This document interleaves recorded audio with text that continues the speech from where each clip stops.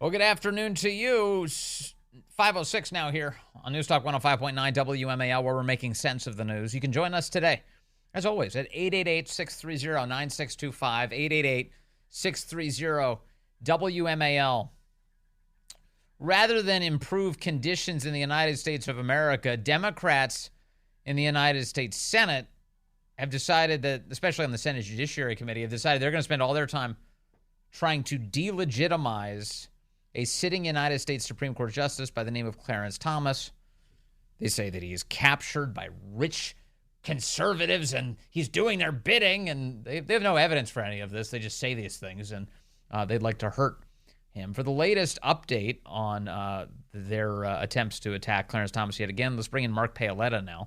He's a man who knows Clarence Thomas well. He's a partner at the law firm of Schaerr Jaffe. He's also the author of the book, Created Equal, Clarence Thomas in His Own Words. Mark, good to have you back with us, sir. Hey, Vince. Good afternoon. Thanks for having me on. So what is happening this week? You know, Dick Durbin really does not like your buddy, Justice Thomas. Why do they have it out for him? Because he won't bow to their attacks, right? They've been going after him for 40 years, even 10 years before he went on the bench. And Clarence Thomas, who is our greatest justice and our greatest living American, hands down, period, won't bow to them. And they are furious that the Supreme Court now, which Clarence Thomas is the leader of, is no longer this super legislature imposing left-wing policies like abortion and affirmative action.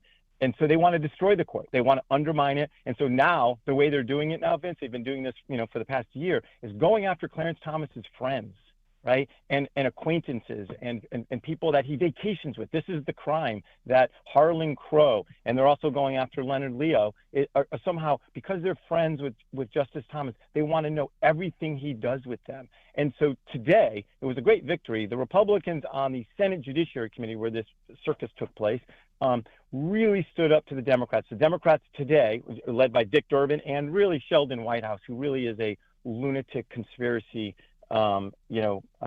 crazy man, wanted to issue subpoenas to Crow and Leo. And the Republicans came in with, I think, 90 amendments of separate subpoenas that they wanted to vote on all sorts of things. Joe Biden and Hunter Biden's GPS data, Brian Fallon from Demand Justice, all these things of looking at the left and their attacks on the court, or even things like Mayorkas and the border. They were going to have 90 amendments to vote on subpoenas, and the Democrats shut it down. They didn't even vote on the ones today. So it was a great victory. The Republicans, from Lindsey Graham to Mike Lee, John Kennedy, Marsha Blackburn did a great job today. They're all prepared and willing to go to war with the Democrats. And so today was a great victory, we won this battle. It's a big war, but what they want to do at the end of the day, they want to control this court, Vince. They want to attack it. They want to undermine it. And this is the United States Senate, whose approval rating, I think, is at like 16%, right? Who have no conflict of interest laws themselves. Like Sheldon Whitehouse helps pass legislation that directly affects his wife's group that she works with called Ocean Conservancy. Right? He does things for this organization. He writes articles for their blog. They endorse his legislation.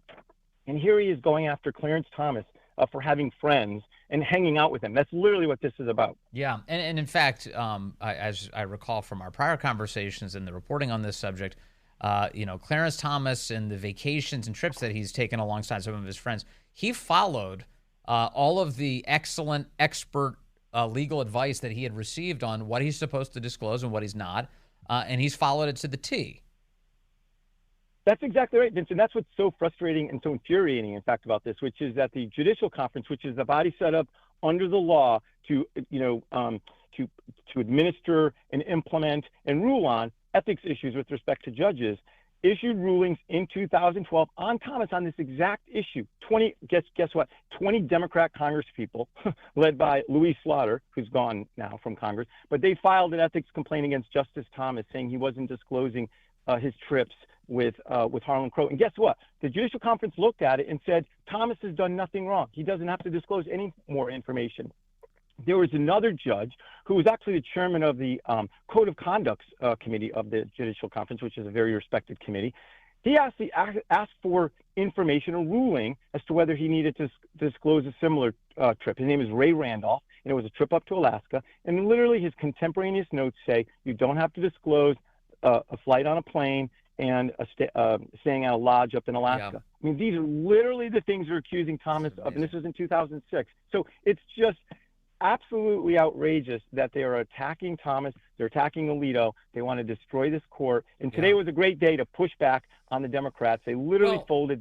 They abruptly canceled the markup. And I'm not sure what they're going to do. They say they're going to come back, but the Republicans up there are going to fight hard to make sure that the Democrats don't get away with it. Good for these Republican senators for finally putting some brass knuckles on and gumming up the works and and coming up with a better outcome here. I can't say they do that on every issue, but I'm glad to see them sticking up for Clarence Thomas here, the justice. That's the thing. He's beloved. He's beloved by most Americans. You know what I mean? He's got one of the highest approval ratings, if you can believe it, on the Supreme Court. And so it's this bubble that we live in where the left attacks him, and they want to create this this false narrative that he's unpopular or that he's doing things wrong. It's all a lie. They're very threatened by him. They are very threatened by him because, one, he's a brilliant guy, as you've emphasized so many times. The other, and I think very importantly, he's a black man. He is a black man who does not believe that the court should legislate, that the justices should legislate from the bench. And that makes him a very big threat to their whole agenda. They've built this entire house of cards that's predicated on this idea that equity is important and people should be prioritized based on their skin color and the justices should legislate from the bench. The founders didn't have any original intent whatsoever. It doesn't actually matter what the laws were for when they were written. We should change the meaning to fit the present day. He's opposed to all that crap. He has been for a long time. And that is a huge threat to them. You know what, Vince? It's always been the threat that he's represented. It's the black liberal leadership, right? And if you look at the issue after issue, they are way out of step with black Americans on affirmative action, right? On school choice. 81% of black parents support school choice, right? And guess what? The NAACP opposes it. That's why they opposed Justice Thomas during his confirmation. Wildly popular to Americans when he was going through his confirmation. And guess what? The NAACP opposed Clarence Thomas's confirmation. That's how despicable of an organization they are, okay? But on every issue, even on abortion, black Americans are they are, I think it's in the 80% opposed to third trimester abortions, okay? Yet the leadership is completely for abortion on demand, school choice, voter ID, all of these issues across the board. And that's why he is such a threat, because the media and the black liberal leadership wants to create this story that Thomas is out of touch, when in fact they are out of touch. It's just like Benny Thompson when he attacked Clarence Thomas. Even Hakeem Jeffries, they are the ones who are out of touch with black Americans, and Thomas represents a threat to them. So, Mark, obviously you can hear it in your voice. You get very animated about all of this, these unfair attacks on Justice Thomas. Yes. Do you get the impression that he gets animated about all of this? How much does this bug him? It's not fun to be attacked, but he's been living this. It's an amazing. I mean, he's a very, very dear friend, and the way he conducts himself and doesn't let it affect him in terms of his job. Like I said, it's not fun to be attacked. He has his friends. I love fighting for him. I feel blessed to be able to fight for him. Yeah, it's cool. It's not fun, right? But he never bends. Just like his wife Ginny, they never bend on these attacks, and it's a model. And people should look to them. Right? If you want to be successful, if you want to be respected, I mean, Thomas came on the bench, absolutely racist attacks on him. He's not qualified. He's Scalia's puppet, all this garbage, right? 30 years later, what did he do? He just got to work, Vince. That's what he did. He got to work. He's written over 700 opinions, and on every single issue, just about, right, and on all the important issues, the court has come his way. It is the Thomas court. He will leave this lasting legacy with all these clerks who love him, who are out there changing the world now, and these clowns, and that's what they are. Right, like the Durbins and the White Houses continue to attack him, and I want his story to get out there. And I recommend to your listeners, Created Equal, Clarence Thomas in his own words, the movie. can read the book, but the movie is so powerful to see this man and who he is. Right, and as you emphasize here, it is, quote, in his own words. You literally hear from Clarence Thomas throughout that documentary. It's a fantastic documentary. I'm not sugarcoating this thing. It's really, really good, and worth your time. But it's funny though. One of the ways we can judge Justice Thomas, in addition to obviously his many writings through the years for the court, all these great opinions that he's written, is his enemies. You can judge him based on the types of people who hate him. I mean, Sheldon Whitehouse this needs to be repeated, and I think for the rest of his life, is literally a member of a beach club that doesn't let black people join it. There's only white people in this beach club, and here he is sitting in judgment of Clarence Thomas as if he's the bad guy. It is one of the craziest things you could possibly imagine. I completely agree. That's why I love talking to you, Vince. One of the craziest things, right? I think it's called the Bailey's Beach Club. And you know what they should do? They should subpoena the Bailey's Beach Club, ask for a resolution to see, because Sheldon Whitehouse says, I've been trying to change this. He's only been a member for many, many years, right? Let's see what kind of changes he's been trying to do. Tell me about the application process at the beach club. I'd love to know everything about this. How do you assess who can join the beach club? Senator, how does your beach club handle its business? I want to know how much everybody makes at the beach club, what their political contributions are, whether or not any of them have been enriched by their associations with you. I want to know everything, because if that's the game we're going to play, let's play it. Let's go to the beach club, this wonderful all-white beach club that Sheldon Whitehouse is a part of. Sheldon White Club. That's what he does. And remember, when this became an issue, and I've tweeted on this and got some videos up with it, but when he came under attack on this before, you know what he did? He transferred his shares to his wife. So his wife and him are the largest shareholders, I believe, in this club. Okay, so this is a guy, an all-white club, attacking Clarence Thomas, born in segregation in Georgia in the Deep South, to parents that were very poor and uneducated. Father left at 2 years old. Here's a man who one of the greatest American sort of story, right, of where he started and where he's ended. And this is, as you said, Vince, you can tell a person by his enemies, and White House attacking him says it all. Yeah, for sure. And remember, let me just make an obvious point in case you can't detect some of this. Like, you can start a club, and if only white people happen to join it, that's fine. Whatever. I don't actually care that much. But the idea that he would stand up there and then preach all of this racial equity, we need equal distribution, and we got to judge people based on their skin color, and then you create an all-white club that you join and nobody else is allowed in. Come on, spare us, please. Right, and then on the conflicts of interest, Ginny Thomas has her own career. She does political things. But here's Sheldon Whitehouse passing legislation that directly affects his wife, the Ocean Conservancy's, interests and work. Yeah. And so it's just, the hypocrisy is just stunning to me, but they carry on. But the good thing is this, as I started off saying, the Republicans are fighting the back, and they're talented. Mike Lee is talented as all heck. Ted Cruz, they take these guys on. They came loaded for bear today, and to defend a good man. And they'll be back at it, and we'll be pushing back and fighting back on it. But it really is this despicable. But Justice Thomas is our greatest American, and he's our greatest justice, who's reshaped American jurisprudence in our country. Yeah. And so it's as I said, I love defending him. I worked on his confirmation back in 1991 when they tried to attack him and destroy him. And who led that charge? Joe Biden, right? Joe Biden, who led that charge. So, these Democrats hate him for who he is, for being a black conservative who's never bowed to their demands. And notice Joe Biden's not telling them to back down either right now. He's perfectly happy with Dick Durbin and Sheldon Whitehouse. If you remember, I'm glad you mentioned that, because, all of this, the current iteration of these attacks, Vince, goes back to March of 2020, right? When Senator Schumer, the Democrat leader, stood on the steps of the Supreme Court and threatened Gorsuch and Kavanaugh by name with physical violence if they didn't vote a certain an abortion case. And that has led to the protests, unlawful protests outside of Justice Holmes, including Justice Thomas. The security is so ramped up on these guys because of death threats, right? And when, in fact, there was an assassination attempt. So, yes. And then if you remember, I think it was Jen Psaki who said, hey, people should, or maybe it was the current press secretary saying, people should go and protest outside of these justices' homes. I mean, absolutely despicable the way they have unleashed the crowd, the mob on these justices. Yeah, in case you're wondering who's destroying our country's sacred norms. Okay, thank you, Mark Paoletta. Really appreciate your time as always, sir. Good to talk to you. Thanks, Fitz. Yeah, everyone get themselves a Mark as a friend, isn't that? Mark who go toe to toe. He's just like, I'll defend you. Joe Biden is gallivanting around the country. He went to Illinois today for a quote, economic speech. Oh, this guy.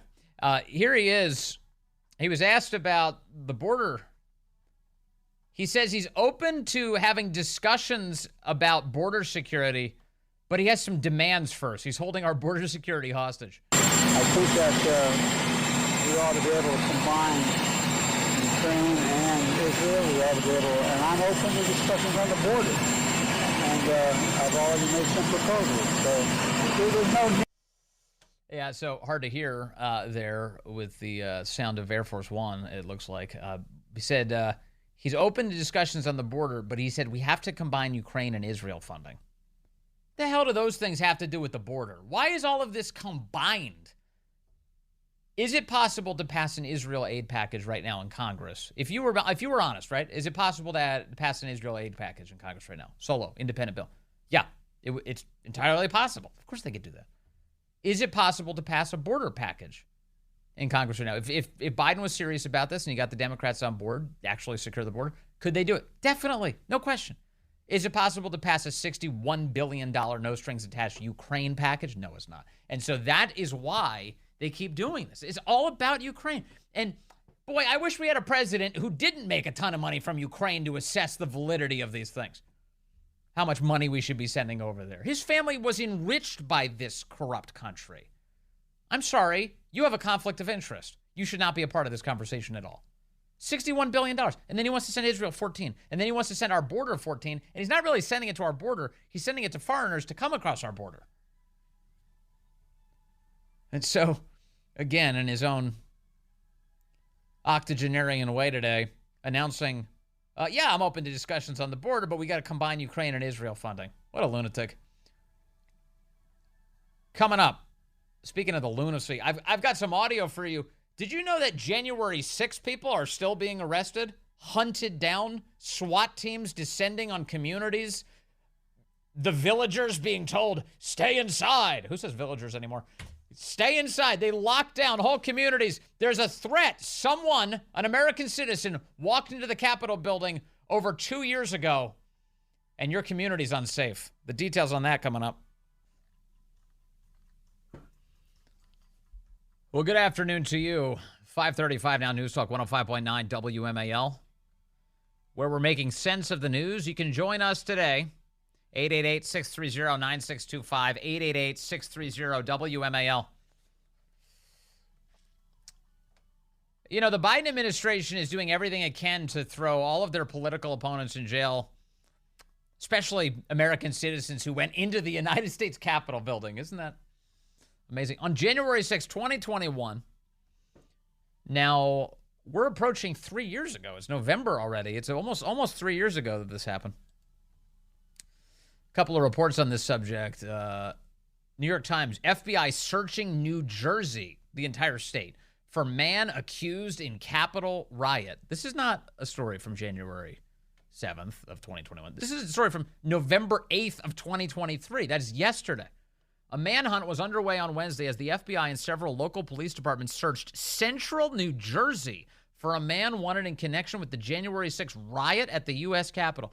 Oh, so are you saying that it is possible to marshal law enforcement in order to go after suspects?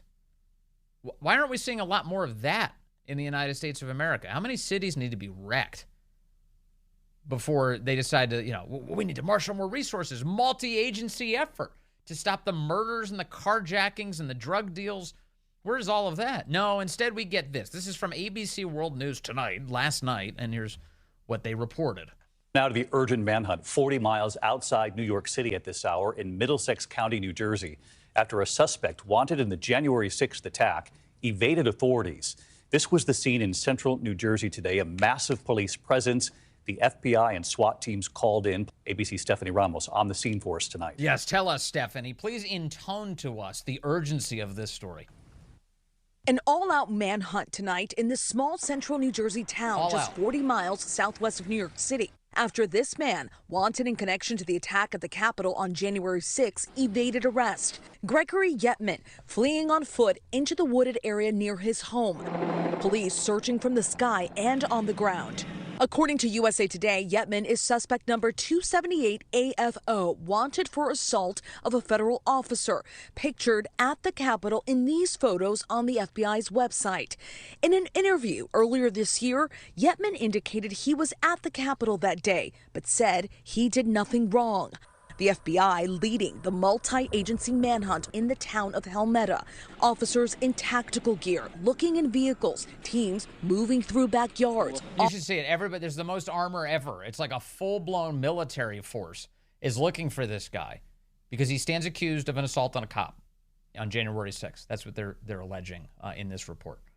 And they're saying now this many years later, all these years later, in the midst of campaign season, the Biden administration sends out the SWAT teams to try and chase this guy around central New Jersey. Armed with long guns and canines. There were officers running through everybody's yards, asking questions. Even though the sun has gone down, we can still see Joint Terrorism Task Force agents going. And ABC never once pauses to ask, is this all necessary? Like, there's not a single moment where the reporter's like skeptical of the government.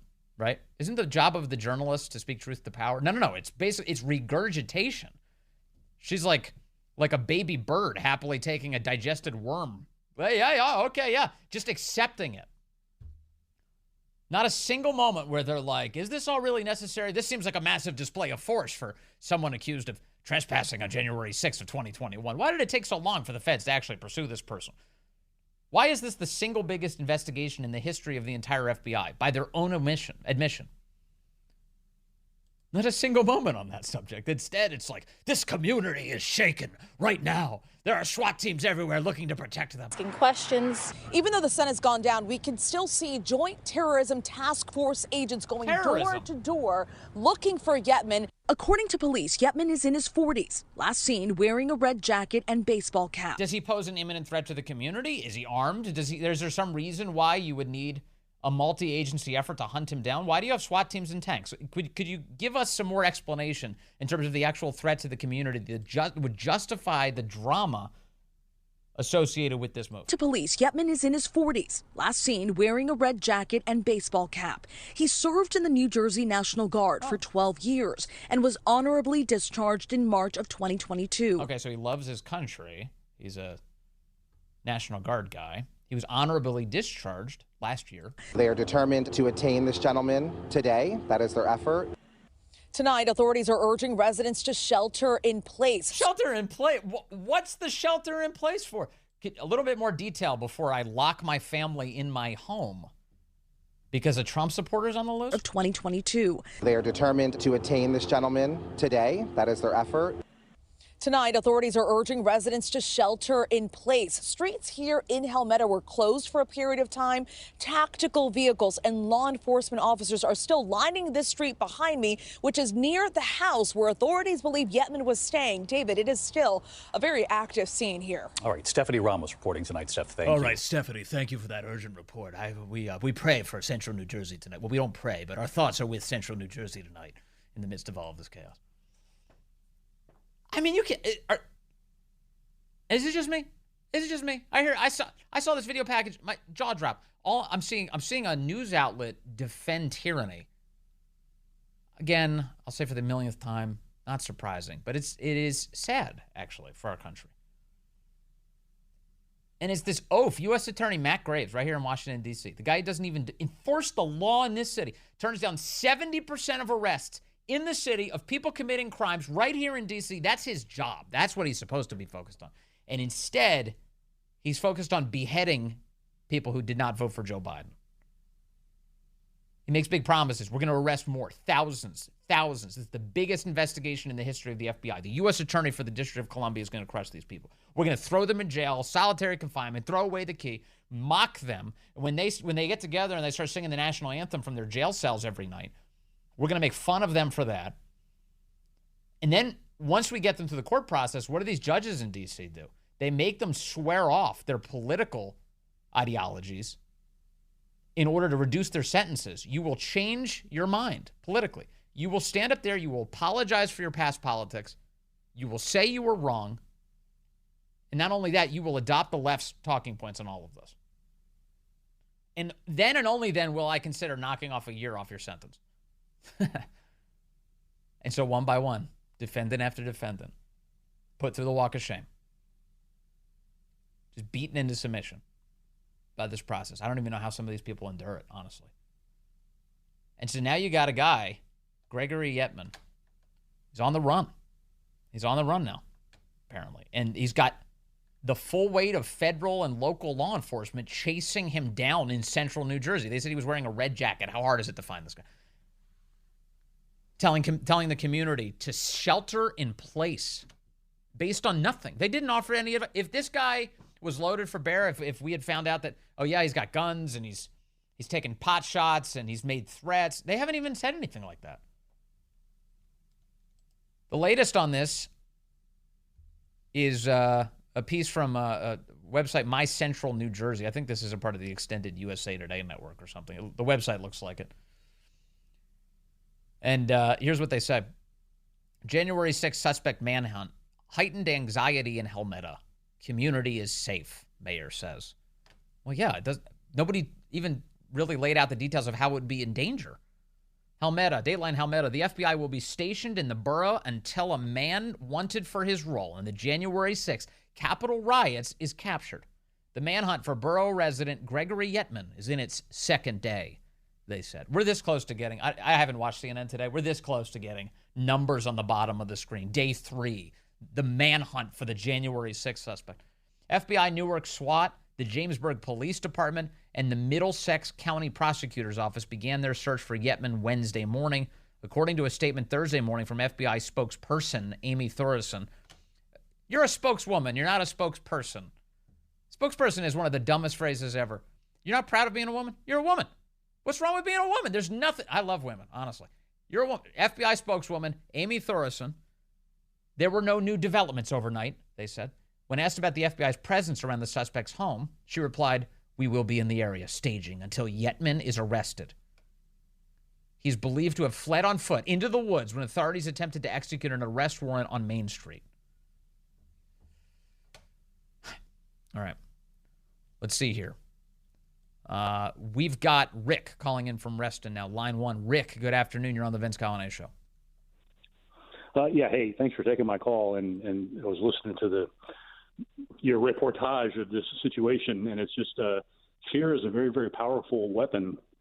And it's not that what they're doing is they're instilling fear into a population. Like you said, the shelter-in-place thing, that's just absolutely absurd. I would wonder how this guy's offense and the evidence of the guy's offense compares to all the people who were involved in, George Floyd rioting and demonstrations. Yes. There were dozens of police officers injured over that time. Yes, and blinded. You remember the laser pointers that some of the Antifa lunatics were using? They were pointing them in the eyes of police officers and had created all sorts of eye damage. That was as they were attacking that federal courthouse night after night after night. And no aggression or vigor to go after these guys in the same way, as you rightly point out, Rick. And I'm by the way, I'm just looking up the details here just to add further, because this is what the conservatives care about, all the facts. They want to know everything here about this guy Yetman. What is he accused of? They say that he picked up a canister of pepper spray on January 6th, and he sprayed it towards Capitol Police. So we lock down an entire New Jersey community for a manhunt and tell everybody to shelter in place. Have you ever heard of a story in the United States of America where they say everyone needs to shelter in place and then they don't tell you what the threat is? The shelter-in-place thing that's out of control, because that's a serious life disruptor. It scares children, it scares everybody, it shuts down economy, and again, somewhere there's video evidence of what the guy actually did, and some kind of comparison so that we have some kind of idea of what their the scope and scale and relative merit of this particular investigation is compared to, like you said, the dozens of others, especially out of that Portland courthouse incident. Yeah, it's I just saw that, and I just recognized, I was like, we're living in opposite world. Like this report is being done in earnest. It's like, it's the kind of thing that you would see in a dystopian movie, except I'm seeing it in real life. And here we are. Yep. Rick, thank you. I appreciate Thanks it. for covering it. Fear, a powerful motivator, as Rick points out. Greg is calling in from Lorton, as he does. Line 2, Greg, good afternoon. You're on the Vince Coglianese Show. Thank you very much for taking my call. Yes, sir. I just wanted to say one thing, that the elections yesterday taught me something, that I am the minority. It's unbelievable. I live in Fairfax County, and the way these votes went in Prince William and all the counties around and Fairfax County, I just realized I'm the total minority. These people don't have an idea of American, exceptionalism. They don't, even if they knew what it was, they don't agree with it. That's where we're living. And I'm very, very dismayed, and I'm very, very sad. Greg, I heard from a dear friend this week. It's interesting that you're saying this. I heard from a dear friend this week in the wake of the election, he thought the same thing you're thinking. He said, we have to wake up to the fact that conservatives in the country are a minority, and they need to internalize that fact, and they need to act like it. They need to organize like it. Now, I will say the flip side of what he said was some optimism, which is that minority groups in the United States have a great record of actually achieving things to advance their cause. That's the way the United States works, and it can happen. But you've got to have the mentality. You've got to recognize how embattled you are right now, and that we have to band together and improve our hand, don't we, Greg? Yes, we do. But I will say this. This is why they want to get rid of the Electoral College. Yeah. They do not, right? So what they want is only the most populated areas, which are full of immigrants.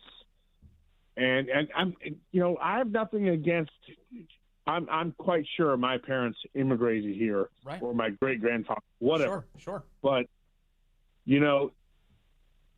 that's what they're doing to the country. That's the whole reason why they want to get rid of that.